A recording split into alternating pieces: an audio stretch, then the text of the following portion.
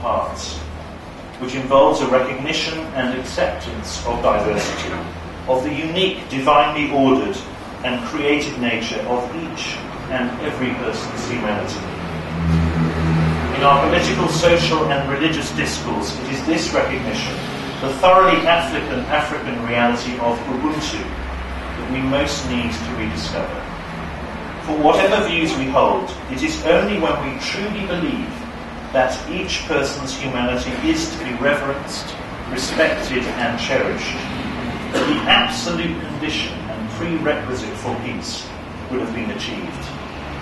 It is only when we can of mutual support, friendship and encouragement, which we must deepen and cherish still further in the simple ways I've tried to suggest, that the prayers we offer for peace will indeed be realised.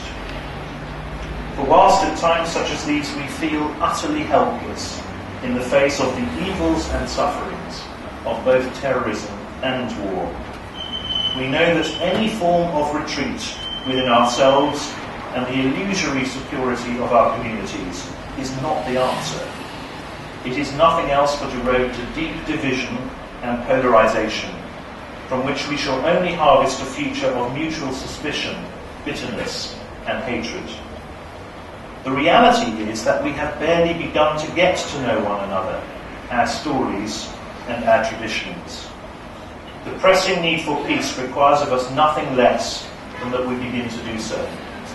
For in the end, it is only through the patient, honest and exacting way in which we strive to deepen our bonds of friendship that we will realise the peace which is the goal of all our striving. Let us pray. O God, thou art peace, and peace emanates from thee. Allow us, O Lord, to live and be sustained in peace. Amen. Thank you, Chris, for those inspiring pearls of wisdom and for your illuminating message of peace and genuine friendship. You have left us much to think about. Once again, thank you. Thank you for your genuine friendship. We now call upon someone whom the Archbishop is looking for, another dear friend of ours, Father Peter John Pearson.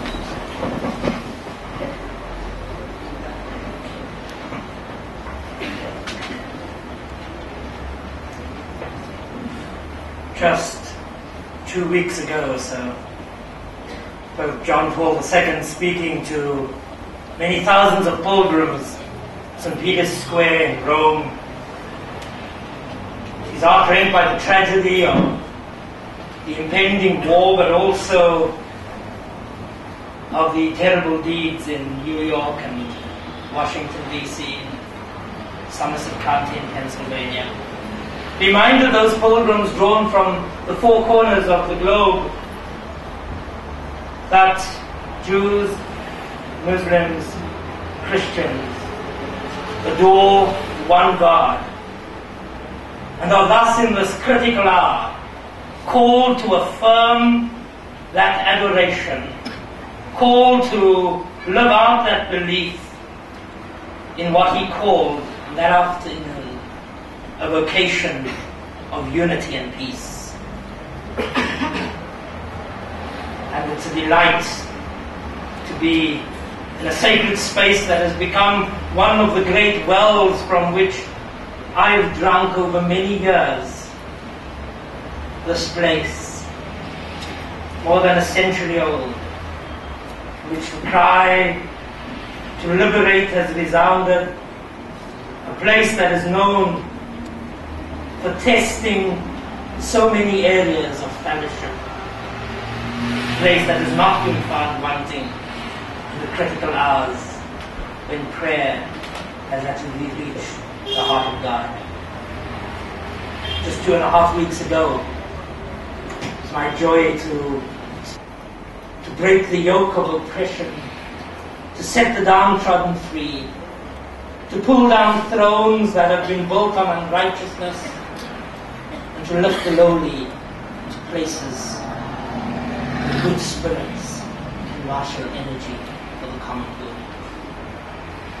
So as we gather, we ask that the Spirit that is given us, in all its wisdom, will fill us with a double portion of its mighty anointing, so that like the prophet Micah's cry, we too can work with justice, love tenderly, and walk indeed humbly with our God, who orders the ways of his people in the paths of justice and in the ways of peace.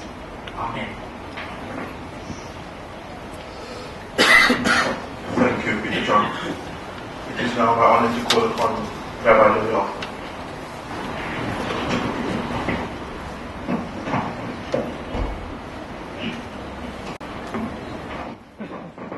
Assalamu alaikum. We have so much in common. Those two words only touch the surface of what it is that we share, and I wish to extend to you my deepest appreciation that you remain a mosque, a congregation of such deep barakah. The first time I came here, the prayers touched me. I think I need to come more often, and I hope that you, each one of you, will come to my synagogue down the road. I have simply been asked to bring a prayer of peace, the peace that I'm praying for. The peace that I'm praying for is that all of our loved ones should get home tonight safely.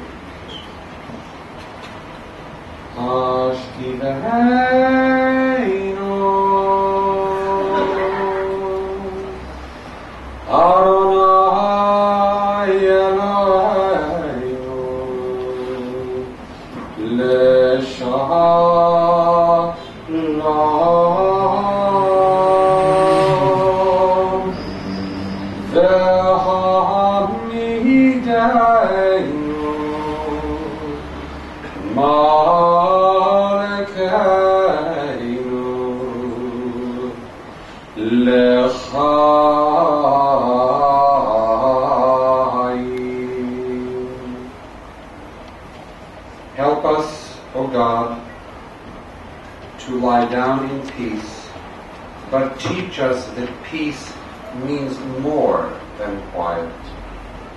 Remind us that if we are to be at peace at night, we must take heed how we live by day. Grant us the peace that comes from honest dealing, so that no fear of discovery will haunt our sleep. Rid us of resentments and hatreds which rob us of the peace we crave. Liberate me for the welcome invitation to share in Friday prayers in the mosque. In 1996, I was invited here by Rashid to deliver the message during the Friday prayers, which shows a particular graciousness which continues for you to invite those who are not Muslim to come and share in your sacred time. So thank you for the invitation. But to also pray that God may continue to guide your counsel here at the mosque, to continue to be courageous in your stand for those things that bring about justice and truth and understanding amongst us all, to commend your courage in this service today. In the name of God, the merciful Lord of mercy, we make our prayer. Praise be to you, Lord of all being, God of justice and compassion, God of love. Praise to you for the revelation of that love in Jesus Christ, who shows the way of love, and teaches us the true blessing